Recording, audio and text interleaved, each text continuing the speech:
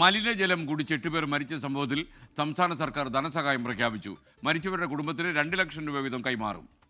മലിനജലം കുടിച്ച് 150-ലധികം ആളുകൾ ഇപ്പോൾ ചികിത്സയിലുണ്ട്.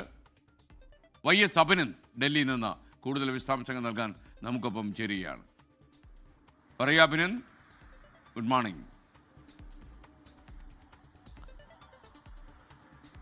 എസ്കൻ ഗുഡ് മോർണിംഗ്. ഇൻഡോർ ഭഗീരഥപുരയിലാണ് കഴിഞ്ഞ ദിവസം കുടിവെള്ളത്തിൽ കലർന്ന മലിനജലം കുടിച്ച് 8 പേർ മരിക്കുന്ന സാഹചര്യമുണ്ട്. അത് 8 പേർക്കാണ് ഇപ്പോൾ മധ്യപ്രദേശ് സർക്കാർ ധനസഹായം പ്രഖ്യാപിച്ചിരിക്കുന്നത്. 2 ലക്ഷം രൂപ കൈമാറാനായിട്ടാണ് സർക്കാർ നിർദ്ദേശം നൽകിയിരിക്കുന്നത്. ഈ സംഭവവുമായിട്ട് ബന്ധപ്പെട്ട ഇൻഡോർ മുനിസിപ്പൽ കോർപ്പറേഷനിലെ 2 ഉദ്യോഗസ്ഥർക്കെതിരെ നടപടി സ്വീകരിച്ചിരുന്നു. കുടിവെള്ള വിതരണത്തിനകത്തുണ്ടായ അപാകതകൾ ചൂണ്ടിക്കാട്ടിയാണ് ഇൻഡോർ മുനിസിപ്പൽ കോർപ്പറേഷൻ 2 ഉദ്യോഗസ്ഥർക്കെതിരെ നടപടി സ്വീകരിച്ചത്. ഇനി മറ്റുള്ള ഉദ്യോഗസ്ഥർക്കെതിരെ കാരണം കാണിക്കൽ നോട്ടീസ് കൂടി നൽകിയിട്ടുണ്ട്. 12,000 പേരുടെ പരിശോധനാ സാമ്പിളുകൾ പരിശോധിച്ചതിനകത്ത് 100-ലധികം പേരാണ് ഇപ്പോൾ ആശുപത്രിയിൽ പ്രവേശിപ്പിച്ചിട്ടുള്ളത്. ഏതാണ്ട് 151 പേരാണ് ഇപ്പോൾ ഇൻഡോർ കേന്ദ്രീകരിച്ചുള്ള ആശുപത്രികളിൽ ചികിത്സയിൽ തുടരുന്നത്.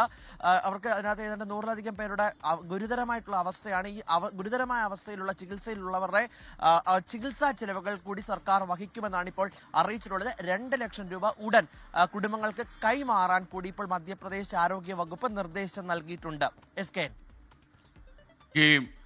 Thank you YS Abhinand.